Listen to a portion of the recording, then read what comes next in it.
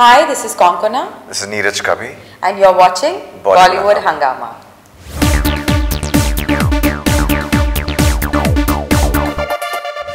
We have with us two of the finest actors, not only in Hindi cinema but Indian cinema, Neeraj Kabi and Konkona Sharma. A huge pleasure to have you guys on Bollywood Hungama first of all. Thank you. And Talvar is coming up. The promos have created a lot of buzz, especially because of the fact that three different perspectives of the murder are being portrayed in the movie. So tell us something about that aspect. Apparently, I think it is inspired by Rashomon from Akira Kurosawa's. So I think it's something which is unique to Indian cinema in a way. Do you feel like that? If there's a huge similarity to Rashomon, but I think I can understand the comparison must have come up because it's three different teams of investigation looking at the same events.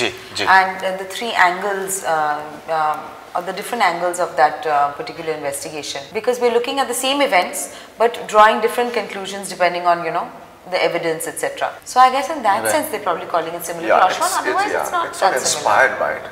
No, I'm not saying inspired exactly, but in a sense somewhat in terms of idiom, maybe you can say, like an idiom or not. I'm not saying that you guys you're not looking for any breaking news story whatsoever, but I'm saying more in terms of idiom primarily. Yes, it is. Okay, it now is presenting three perspectives.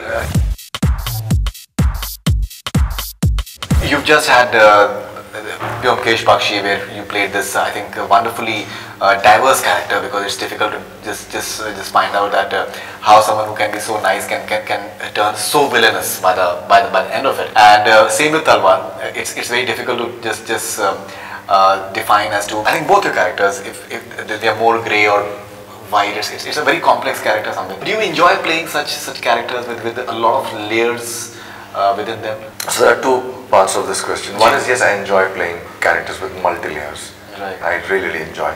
Byomkesh was a very different take.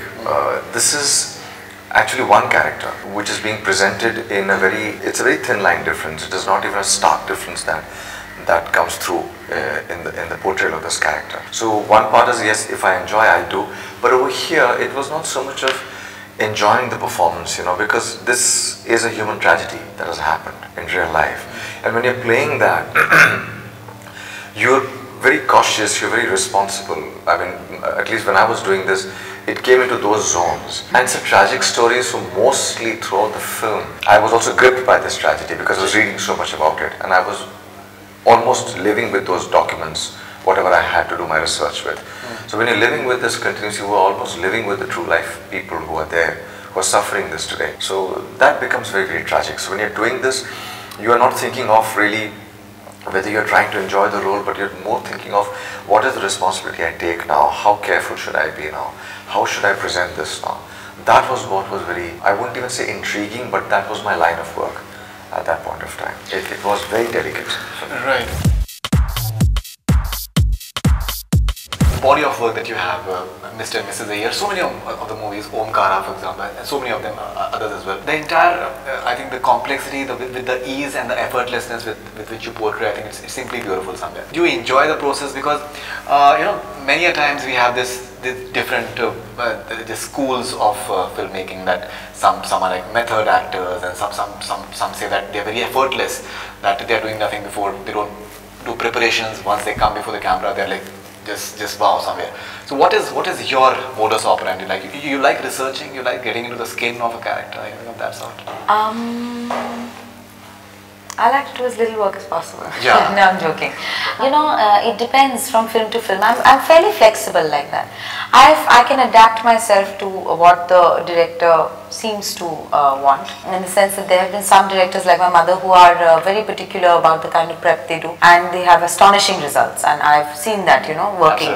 Absolutely. The kind of workshops we do, or the look test, or all kinds of things has really helped the performance, especially if you're playing a character that is very removed from you culturally or chronologically from another time period, etc. Then I feel it's imperative to do that kind of research. But often if you're playing a generic city girl, you know, and there's not a great deal of specifics added to that, then you may not have to do that much amount of research depending on the role you get. There are some directors, like I remember Ritu Parnavish didn't like to do any prep at all.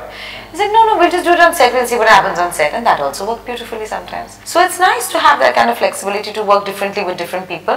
I find it very difficult when people ask me to do accents and things, because that needs a lot of work and effort, and with Sing Sound films, it's really, I mean, I was a bundle of nerves on Omkara, the whole time.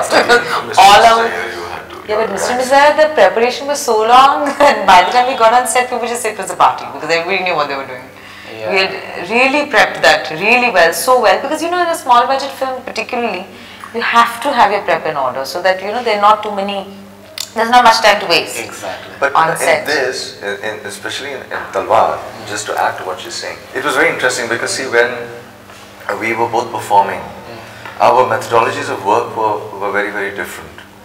Like, because of what I was doing, my preparations were a lot of research and continuous detailing of what I'm doing in every scene. So when I'm going for the shoot, I'm sitting in the van, I'm again going through the details of what exactly now am I going to do with this scene.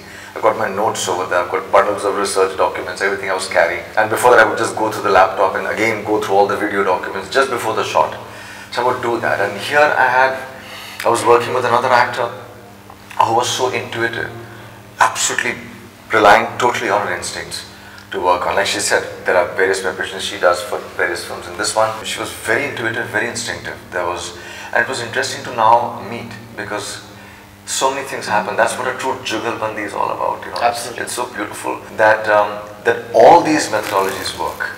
None of them are better, greater, or anything. It's how deeply you're following it. Whether even if you don't come without any preparations, what is the depth with which you don't come without any preparations? You know what I'm saying? And with that honesty, how much you can perform, because it's as good as the prepared actor.